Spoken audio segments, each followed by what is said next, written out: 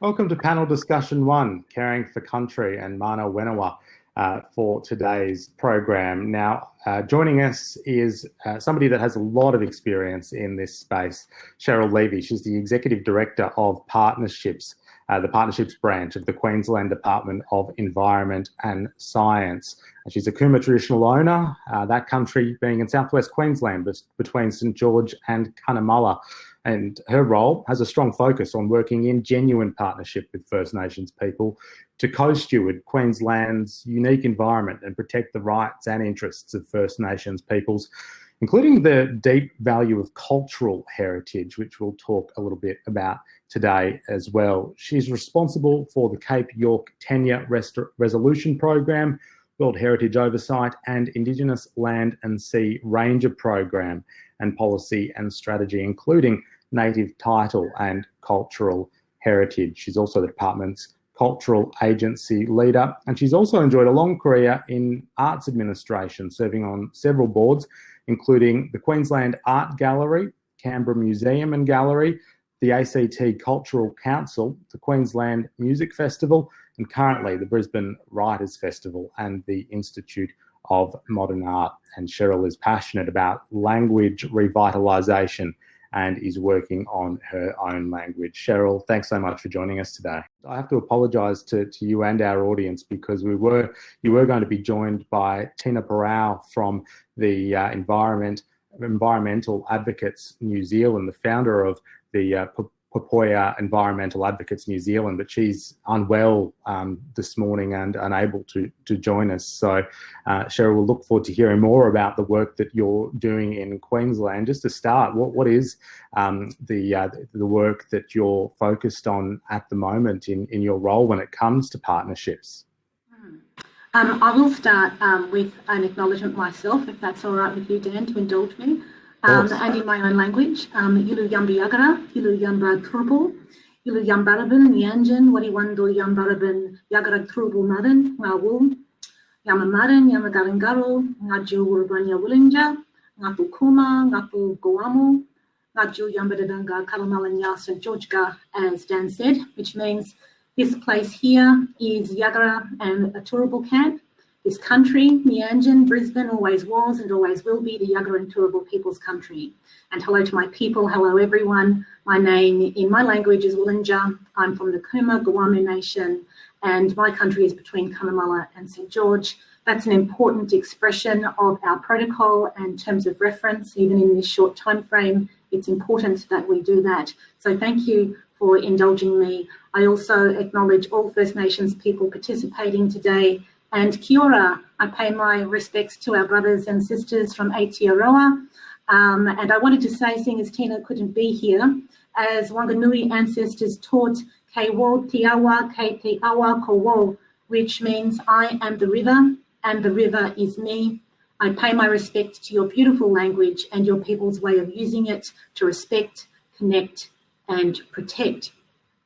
So your question, Dan, was about Queensland's efforts to work in partnership with First Nations peoples. And I guess the essence of your question is, why is this so important right now? Is that correct, Dan? Yeah, just wanting, yes is the short answer to that question. Go ahead and answer it. So I've thought long and hard about this since the first conversations that I had with ANZSOG. And I believe that Australians and their governments are in great need of the knowledges of First Nations peoples. They always have been and they always will be, but particularly right now. The challenges and opportunities of current generations are many and they are profound. And I think we've watched that play out on our television screens in a quite traumatic way in recent times. At ANZSOG, we talk about VUCA challenges, volatile, uncertain, complex and ambiguous challenges, and we most certainly can see these on a national and world stage right now across the board. But one of the clearest messages that's coming through, regardless of the subject matter, that has been growing over time is that all people want to be heard, and many want to participate actively. They want to work together in partnership on the business of government. And we must, if we're also to face the crisis of confidence in government that is growing for many and around the world. And thinking about it from a more bureaucratic point of view for a moment, as public servants, we have an obligation to do this. We have an obligation to serve all publics. And I mean that deliberately, publics, plural. There are many segments and versions of the public that we need to really think about, including and particularly the most vulnerable. And we need to protect their rights, protect the rights of people that we serve. So the most effective way of doing this, in short, is in partnership. We can't do it alone. We must do it together. We must work with the people that we serve in order for all of our work to be as effective as it could possibly be. Thank you for that. Just before we get much further in our discussion, can you just give us all a brief outline of the work that you're doing and your department does when it comes to caring for country? Wow, that is a question with hundreds of answers, Dan, because the Department and Environment's work, of Environment and Science's work, obviously has a major intersection with that broad term that First Nations people generally use, caring for country, looking after country and respecting country. But one of the most focused pieces of work that we are doing at the moment is turning inside, looking inside the department and preparing ourselves for that broader piece of work of reframing relationships with First Nations people, making sure that this department is ready to participate in that broad all of nation and all of state conversation as we talk about moving towards treaty, native title compensation, enacting Human Rights Act, as we are here in Queensland, is to look inside and to prepare ourselves for that work, to make sure that we make of our department a contemporary department with public servants who have all of the contemporary public service skills that they will need to be able to reframe a relationship. And to also look at all of the structures of the department, our policy and our programs, how we deliver them, to ensure that there are no impediments to First Nations people enjoying their rights.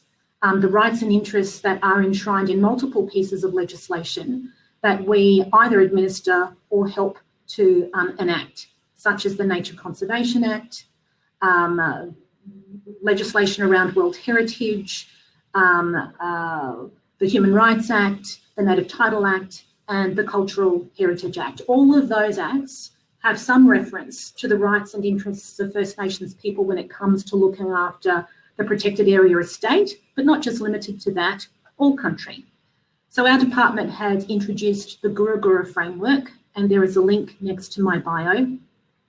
And it takes a really holistic and broad view around what work we need to do as a department, how we can work with government collectively to ensure when we step forward to developing a relationship or building on our existing relationships with First Nations people, they can be permanent, which is what the people that we worked with in developing the Gura Gura framework said they wanted.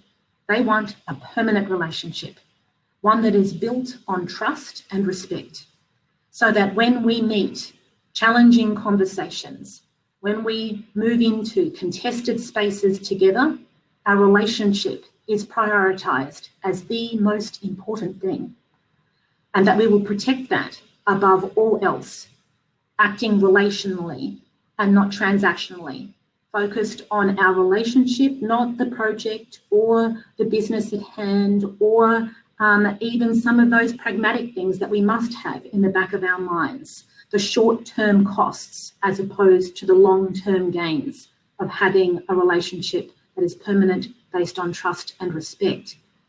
And in assuming this position and complying with the policies and principles that we agreed with First Nations people would help guide us towards achieving this goal, achieving this vision, we are preparing ourselves for some of the bigger conversations that we will need to have in time. The development of work plans so that we can co-steward country together. conversations that we will need to have participating in native title compensation that can be had in safe ways that don't cause either party too much conflict. We don't have to walk through too much conflict because we have a strong relationship that we can rely upon.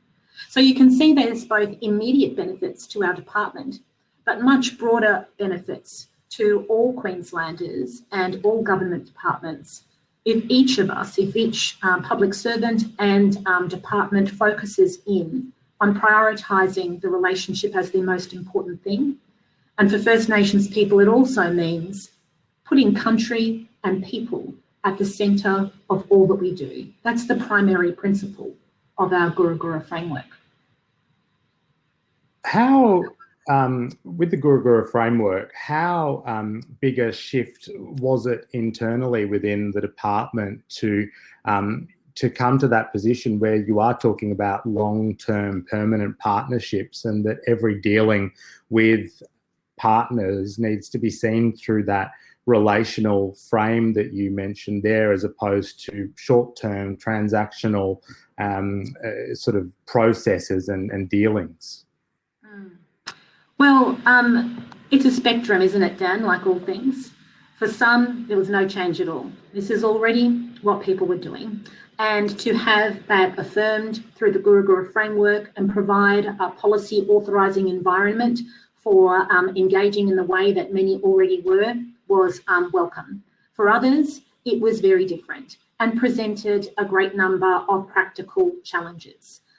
For example, there are many who are not fully resourced and they're in the middle of engaging in the way that they currently engage and aren't resourced to be able to engage in a way that truly respects the right to self-determination, that truly provides enough time, enough resources and to be able to engage. But also working within government, it can be quite challenging to strike the right balance between meeting your regulatory responsibilities and sharing agency and decision making.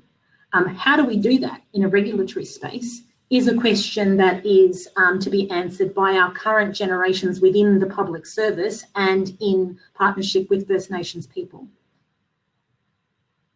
What do you think? Because that is an interesting point that you raised there around when there is regulation and governance that needs to be followed while you are, working in these new ways, working in partnership, devolving some responsibility to First Nations partners. What do you think the answer is, or some of the answers are to that question? I think we need to work together. The answer is also always working in partnership. The answer is always co-design, and even that particular question we need to answer together.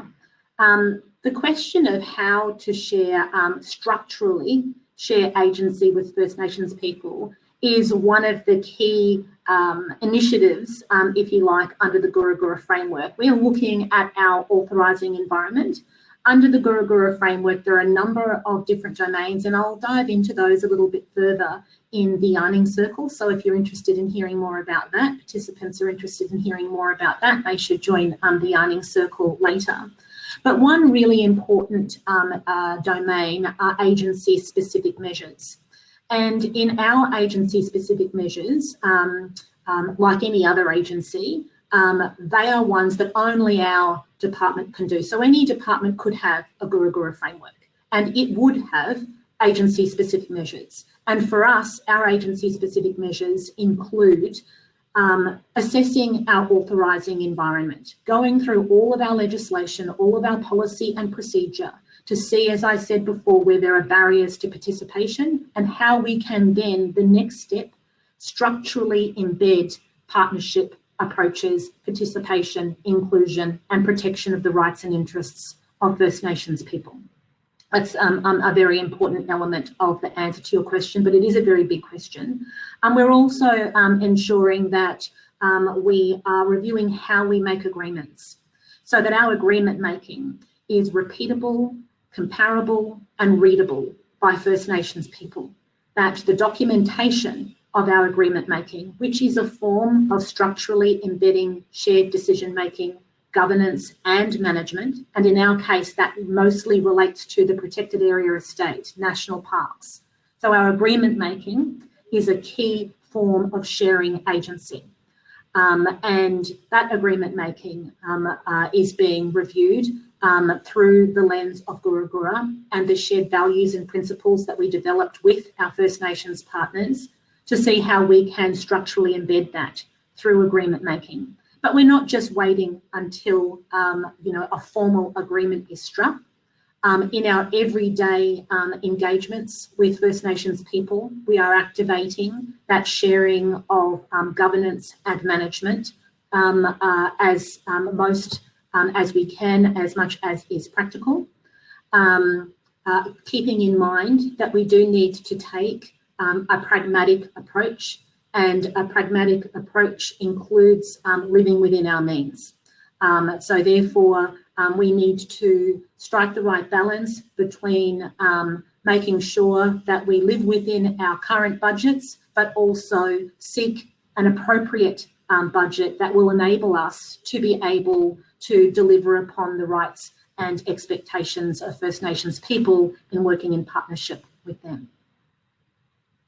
Obviously, preempting the findings of the review in terms of the agreement making and how that's done and how we'd like it to be done under the Gura Gura framework going forward. What are some of the, I suppose, things that you've noticed or picked up on, or have been the key insights from that review process so far about how best to do agreement making between government and First Nations groups?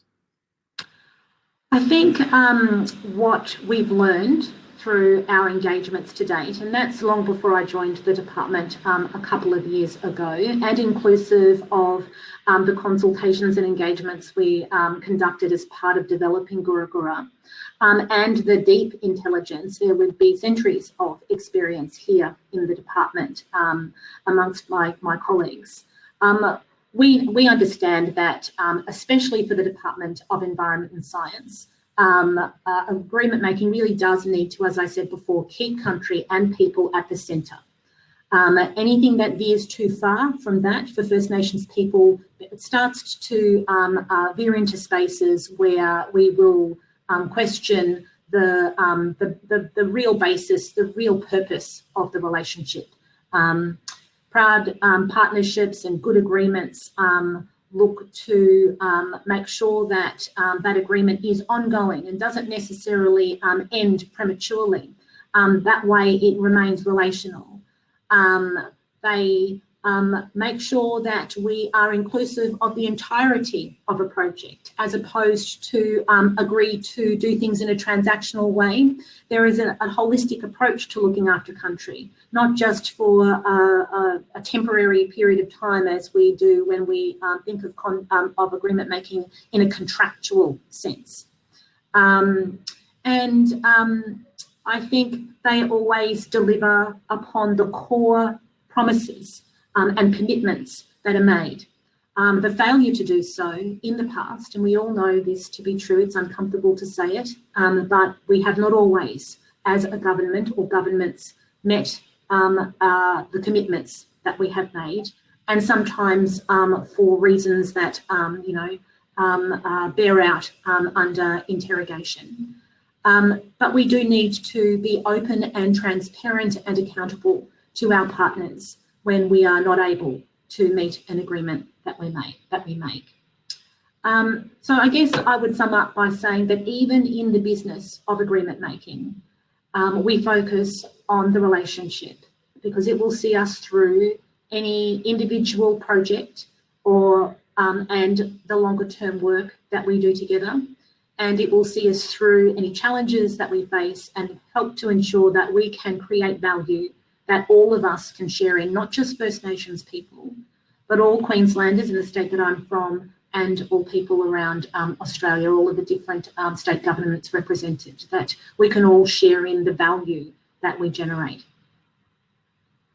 Let's just bring it back to a real world example. That's all fantastic, and I think goes to many of the broader themes here throughout this conference. And it sounds like what you're doing in the Queensland context is, very much at the forefront of partnership making and future partnership making. Let's bring it back to caring to country for just a moment. Have you got an example or two that you can share with the conference participants here, where there is a really good partnership in place to deliver a caring for country program, or to care for a tract of land or sea?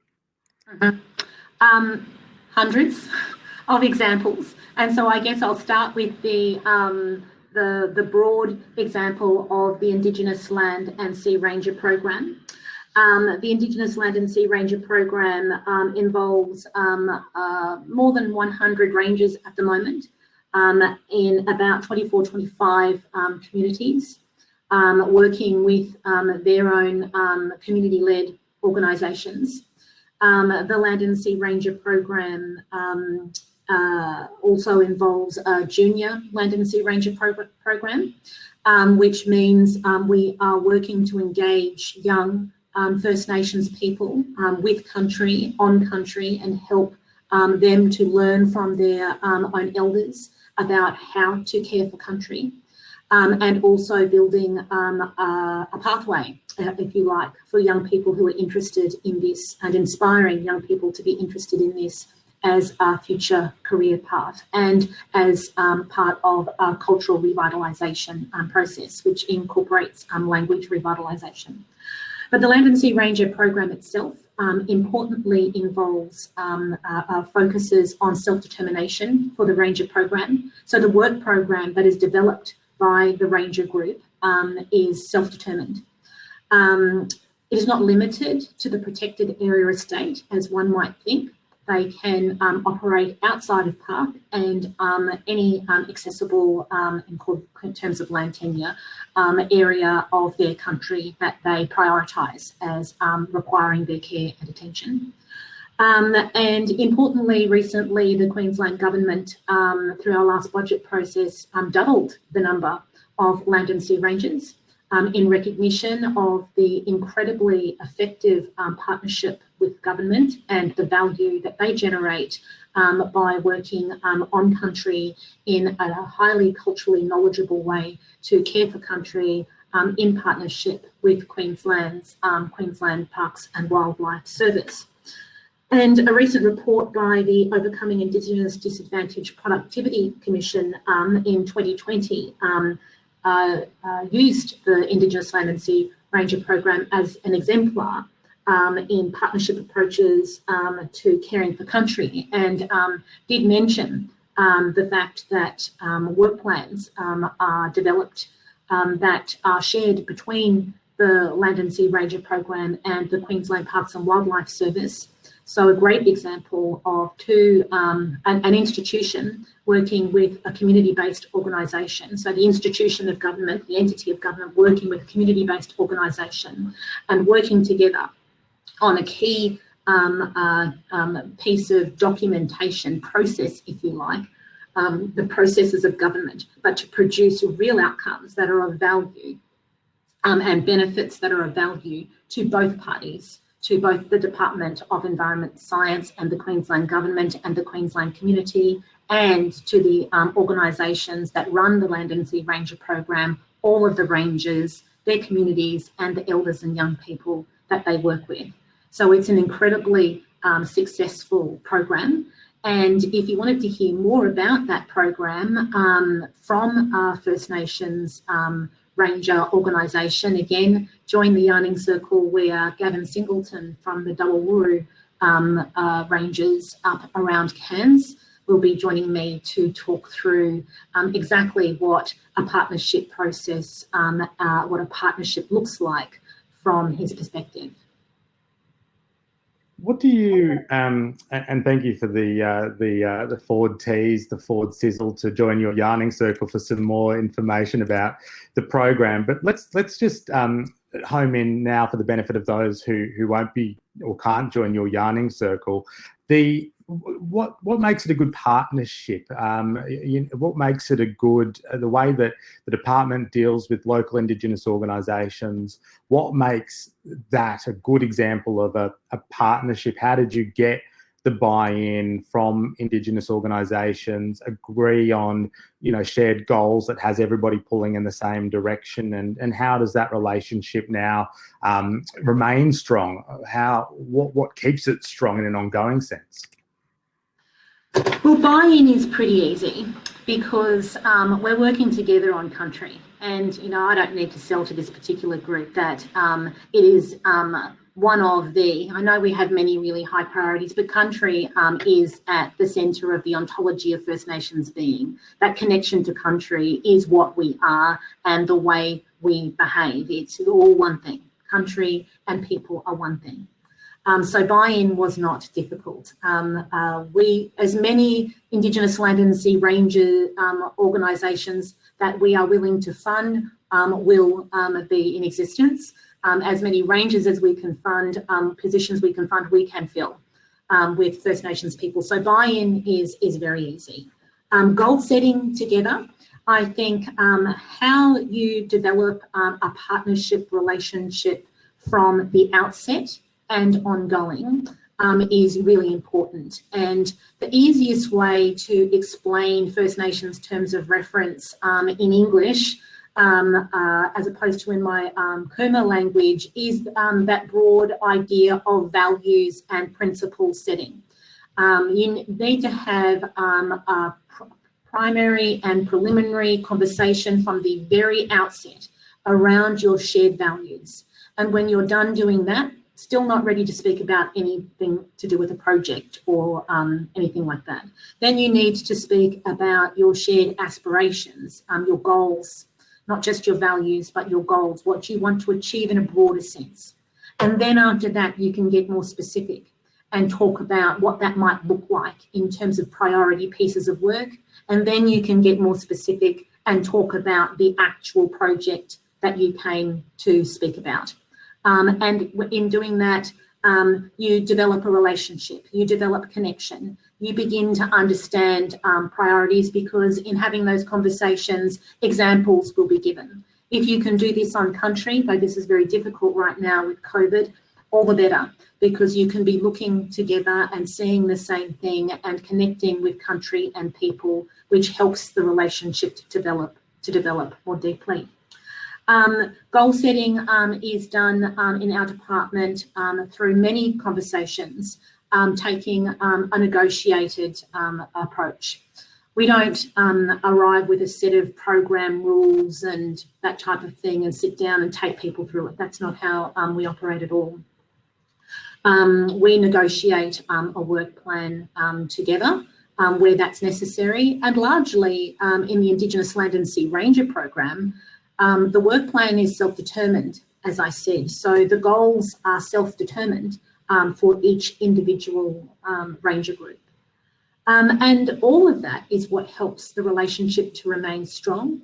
But under the Indigenous Land and Sea Ranger program, in addition, our program is run from also a relationship-based approach, not a compliance-based approach. So when we are working through any kind of administrative challenge, which is rare, but sometimes does happen, we work through that together without having a kind of corrective, kind of compliance-based approach, but working together based upon the assumption of good faith, working together to correct whatever inadvertent mistake has happened. If there's some kind of misunderstanding, talking through that misunderstanding and providing active support as much as it is required and requested to correct whatever it is that needs to be corrected, so that we can together protect the integrity of the program, because we both share in its vision and value it and the benefits that it will deliver. It is so much easier for us to go through some of those more complex and sometimes strained conversations around administrative complexity, because we have this shared vision and we know that the integrity of the program is really important to both of us. We value it expanding, and we want to protect the capacity for it to expand so that other nations may also participate. Because we share this vision, we can get through, and we've talked about it, and that's how we operate. We can get through some of the complex, more difficult things that we need to get through from an administrative and bureaucratic point of view. And that feels, I've been told by our First Nations partners who've provided feedback to me, that feels like a real relationship. It feels supportive. It feels different from some of their conversations with other program groups that they deal with, not necessarily within my department, but just other groups that they deal with. So I think that's also one of the key reasons why our relationships remain strong. It gets back to that not taking a transactional approach too. We don't just ring our partners when we need something. We don't ring them when just when something goes wrong. We keep an open line of communication, and we make regular contact, celebrate their wins and successes with them, talk through those positive, engaging and inspiring conversations together as well. It's the same as any personal relationship really, Dan. If you're only talking to your kids when they're doing something wrong, you can be sure that that relationship's not going to go so well moving forward. If you're only talking to your partner and friends when you're in need, or you want to complain about something, then it's not really a strong relationship. That's what we refer to as being a toxic kind of relationship that is driven by negative things. We like to lean into our strengths in our relationship, not just our individual strengths in what we do. But that's taking a strengths-based approach, and that's great, but also the strengths in our relationship, our connection. And one of them is how we communicate with each other in an ongoing way, so that it doesn't feel like we're only on the phone or we're only sending emails when something goes wrong. That helps keep our relationship strong too. We also try to cross-fertilise our work a lot. So the Queensland Parks and Wildlife Service does work in partnership with Indigenous Land and Sea Rangers on a regular basis. And we're there for each other when there is a crisis. And I just got a bit of a chill then when I was saying that, remembering the work that was done by the Bachelor Land and Sea Rangers in partnership with the Queensland Parks and Wildlife Service when Gari Fraser Island experienced that incredibly devastating, culturally devastating fire event on Gari Fraser Island over the fire season. And the same has been the case in proactive.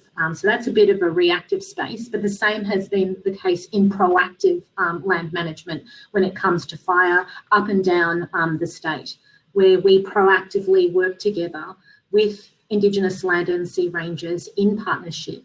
So that's sharing the fire management of the protected area estate. And we do it also when it comes to protecting the Great Barrier Reef. We provide funding for infrastructure, vehicles, etc., to share boats, to share the management of that World Heritage area as well. So working in partnership in practical ways and also in terms of our values and principles. 6 minutes to go for our chat. We could go for much longer, but unfortunately, our chat is curtailed until the yarning circles a little bit later on, if you want to hear more about all of this work in the Queensland context. Cheryl, you've touched on a lot of this already. So in terms of how a partnership should look, generally speaking, but for the public servants who are with us today, you know, in a range of departments, they could be in the, you know, the Federal Treasury or the South Australian Transport Department. What do you think are the universal lessons that participants should take away with them about partnerships from what you've learned and the work that you've been doing? And of course, you've already touched on much of this, so feel free to go beyond what you've already mentioned. Okay, I will do. What I think I'll take you through are the principles and values of our Guru framework. because I think they are universal and they can apply anywhere. They are that country and its people are at the centre of everything that we do. And whether you think that actually is the business of your department or not, that is the business of First Nations people. So regardless of what work you are in, focusing on country and people being at the centre will be important for all public servants. And so what does that look like for us? In addition to some of the practical activities that I've already taken you through, that is the business of our department, it includes supporting truth-telling and healing, supporting cultural resurgence, and supporting process unity. And process unity is a term that I borrowed from one of our partners with his permission. And it really means making sure that in the process of engaging with First Nations people, we do not cause disunity within communities, which often has been the case in the past. Of course, we're purpose and values driven. We all know what that means. To allow to support and structurally embed self-determination and a rights-based approach. We say this type of thing all of the time, but what does it actually mean? For us, it means recognising that First Nations peoples are the owners, the traditional owners of Queensland, and that is irrespective of the Native Title Act. Recognising that First Nations rights, their cultural rights, are human rights, and that has now been enshrined in the Human Rights Act. And committing to satisfying our obligations under legislation, as I spoke to earlier, even when it is not practical. To be culturally connected, and I like to speak about being culturally agile, being culturally proficient, not just capable, because a contemporary public service that's talking about matters like a treaty and native title compensation needs to be more than competent. It needs to be highly proficient in terms of its engagements with First Nations people. And we as a public service need to dedicate ourselves to developing that proficiency. Being focused on material issues and initiatives that are pragmatic and deliverable. I spoke about this idea earlier, but pragmatism. So what does that mean in practice? It means that we do align to DES strategic initiatives, and any department, of course, would need to put their mind to that. We align to other government priorities. I've mentioned a couple of them, tracks to treaty being one of them. And the most important, perhaps, though all of these do need to be considered in balance, is sharing agency and mutual benefits. And that means in practice, respecting community-led decision-making processes and timeframes. That can be very difficult when you flip back to the pragmatic and reasonable value. We run on different timeframes sometimes. Authorisation for First Nations people is quite complex. We've spoken for decades in this nation about the tyranny of distance. There is a great tyranny of distance for people who are living off country, let alone on country. It can be quite difficult to travel for authorisation meetings. So there is a different time frame, and some mind is currently being put to this question across the nation when it comes to authorisation, where we're talking about treaty processes. Got about a minute, Cheryl, just letting you know. Last point is around protecting and creating public value. In the in ANZSOG, we talk about creating public value, generating public value all the time.